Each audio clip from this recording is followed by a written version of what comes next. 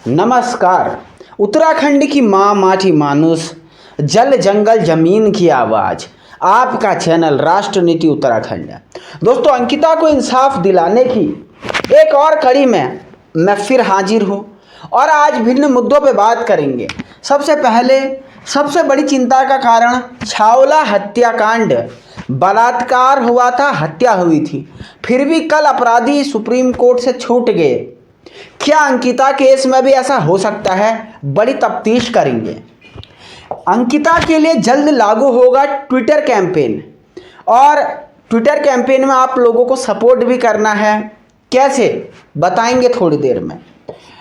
अगर अंकिता को इंसाफ दिलाना है और अंकिता का केस कहीं गुम ना हो जाए, राज्य के लोगों को क्या करना चाहिए, इस पे बात करेंगे। और भारत जोड़ो यात्रा में भी अंकिता की चर्चा हुई है। कितना कामयाब रहेगी भारत जोड़ो यात्रा अंकिता के लिए। और अगर आप राष्ट्रनीति की इस मुहिम में, अंकिता को इंसाफ दिलाने की मुहिम में, उत्तराखंड की माँ माटी मानुस की मुहिम में हमारे साथ है तो सब्सक्राइब करके सपोर्ट जरूर देना भाई लोग। और सभी बहनों से भी कह रहा हूँ। आगे बात करते हैं दोस्तों, छावला हत्याकांड।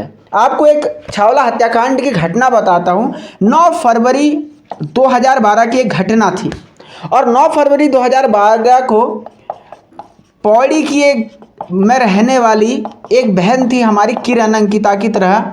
उसका रेप प्लस मर्डर कर दिया गया, ऐसा आरोप लगा।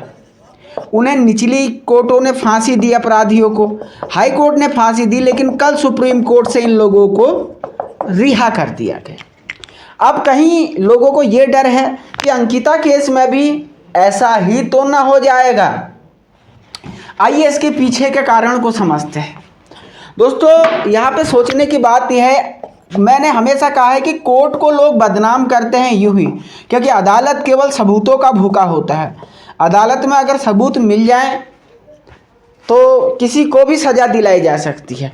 सबूत ना मिले तो बड़े से बड़ा गुनहगार भी बेगुनाह होकर के बाहर आ जाता है। इस केस में और उस केस में समस्या बस इतनी सी है कि अंकिता केस में भी सबूत नष्ट करने की भरपूर कोशिश लगातार की जा रही है। तो ऐसे में अब देखने की बात ये रहेगी, क्या अंकिता केस के हाल भी उसी वाले केस की तरह हो जाएंगे? आप लोग क्या सोचते हैं?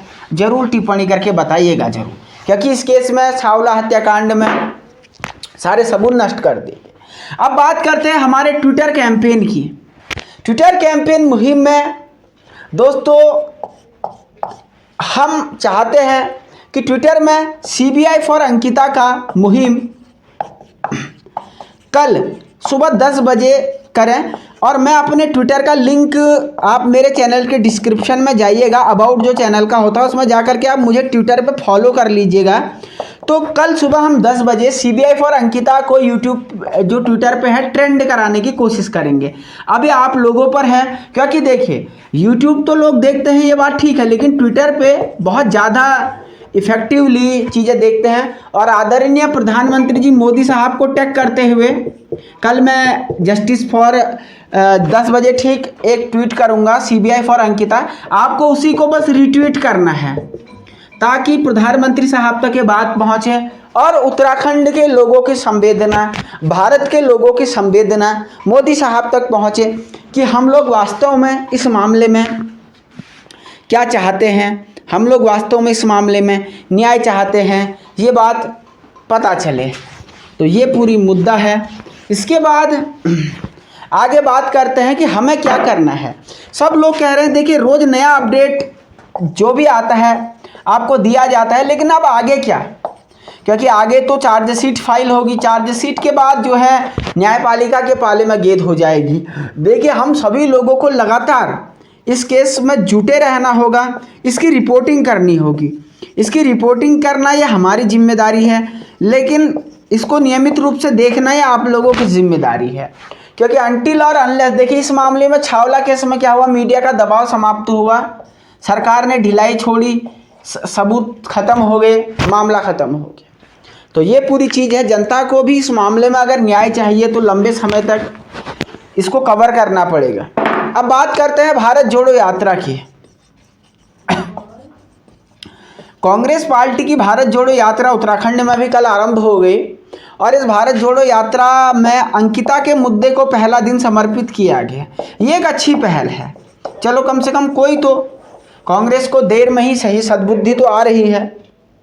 हालांकि इनके ज़माने में भी निर्भया का केस हुआ था, लेकिन कांग्रेस ने रिएक्ट अच्छा किया था उस समय, ये बात माननी पड़ेगी। कांग्रेस ने निर्भया के गुनहगारों को सज़ा दिलाने में बड़ी भूमिका अदा की थी, लेकिन यहाँ पे तो बचाने की कोशिश की जा रही है। और लोग कह भी रहे हैं कि अगर बीजेपी वालों ने ये मुद्दे को कोई गड़बड़ की तो शायद बीजेपी को इसकी भारी कीमत कम से कम उत्तराखंड में तो चुकानी पड़े। तो फिलहाल के लिए आज इतना ही। कल फिर मिलेंगे अंकिता हत्याकांड से जुड़े हुए नए अपडेट्स के साथ। और मैं हमेशा कहता हूँ, हमारा चैनल सबसे तथ्यपरक, निर्भीक, निडर और सकारात्मक विश्लेषण के लिए जाना चाहता है। तो सब्सक्राइब करके सपोर्ट दें। बहुत शुक्रिया, धन्यवाद, नमस्कार। देखते रहें राजनीति उत्तराखंड।